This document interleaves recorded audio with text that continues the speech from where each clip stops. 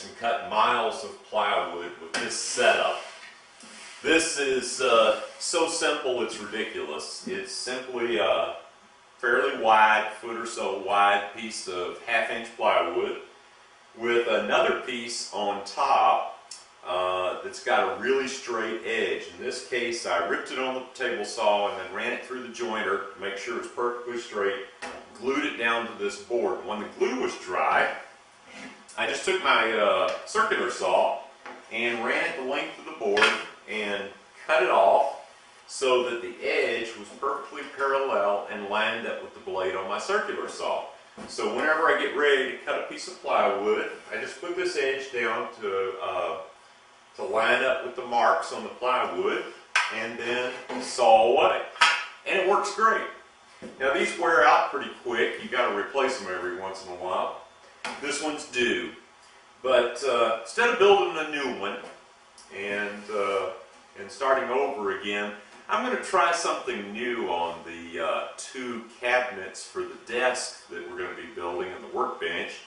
So this little cut here is for a different project in the shop. But once I get done with this, I think I'm going to retire this and try something new.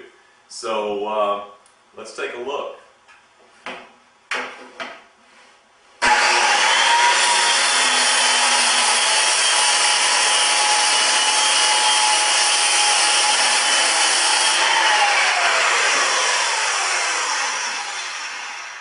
Pretty slick. This time I'm going to try my new Festool TS55, I think it's called, circular saw, and the track guide to get a perfectly straight edge on the plywood parts that I'm using in building this cabinet.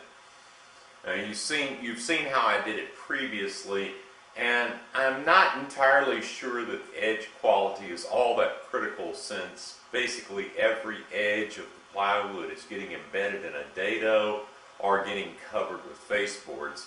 But it'll be fun to try, so let's check it out.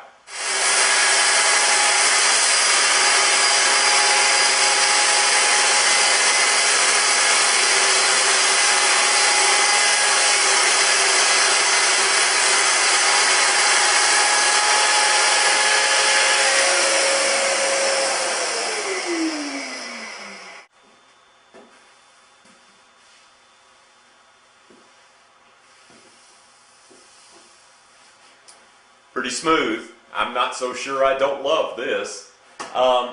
What happened was I had the plywood sort of ripped down to rough size at the big box store just to make it easier to carry it home and lug it into the shop. And I wanted to trim its size. This board was cut pretty close, but I needed to get the ragged edge off. I clamped these 2 boards together to cut them to size, because I want to make sure that what will be the sides of the cabinets are exactly the same size. And I really like this. It worked real good. So let's keep cutting.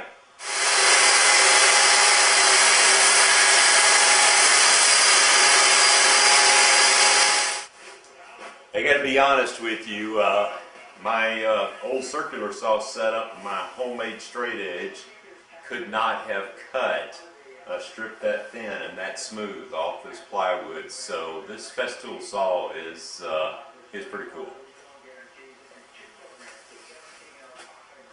I wonder if there's anything I could use this for. No, I doubt it. Okay, so all I'm doing right here is making a little trim cut just to get a nice flush edge. I used a trusted square here to make sure that I've got the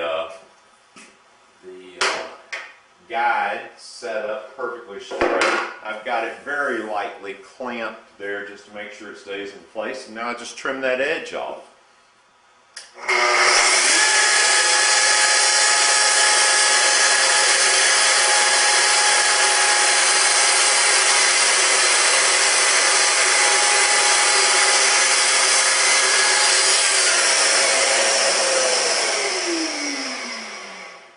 Okay, my little amateur plan calls for these to be 33 inches.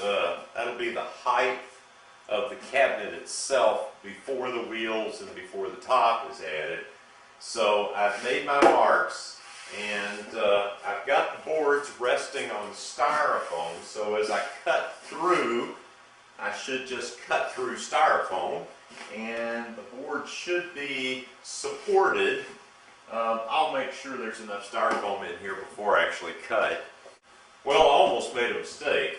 I came over here and put the guide down, and then realized that the curve of the blade would have actually thrown off my measurement since I measured from this end of the board. So that wouldn't be the first time I've made that mistake, but that's why they say measure twice, cut once. In my case, it's think twice and cut once. Probably also a good rule.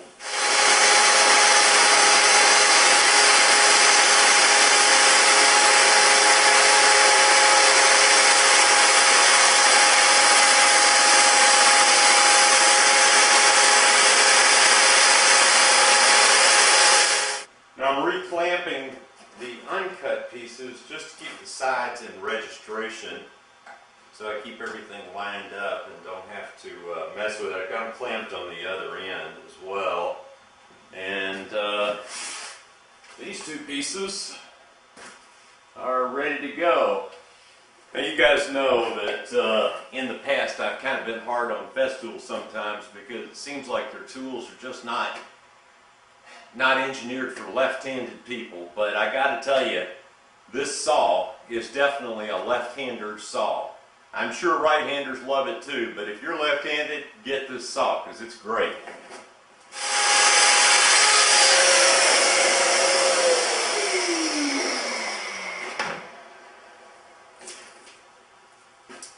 I don't really believe that I could have done that any better with the table saw, and it certainly would have been a lot more dangerous.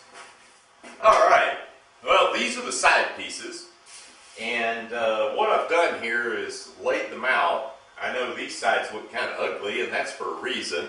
I've actually picked out the sides that look the best, which is kind of relative when you are talking about plywood. But I tried to pick out the best looking sides, and then I also tried to orient them top and bottom since these are the sides of the cabinets. So I've got them laid out now, good side down, and all the bottoms facing this way. And I just took a little chalk and marked along here because what I'm going to do is I'm going to use my router table and make the dados, or in this case I guess it would be a rabbet, along the bottom edge first, and then I will route for the top, and then I'll route for the back, and then I'm going to come back on the bottom and route it a little bit thicker so that it can accommodate 2 sheets of plywood, as I always put 2 sheets on the bottom to support the wheels, the weight of the thing, and just to give it a little bit more rigidity. I know 1.5 inches of plywood on the bottom is probably overkill, but that's the way all these other cabinets have been built, and they've been holding up really good.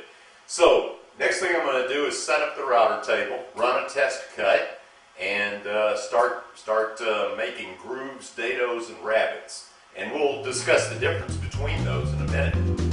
Thanks for watching. See you in the next video.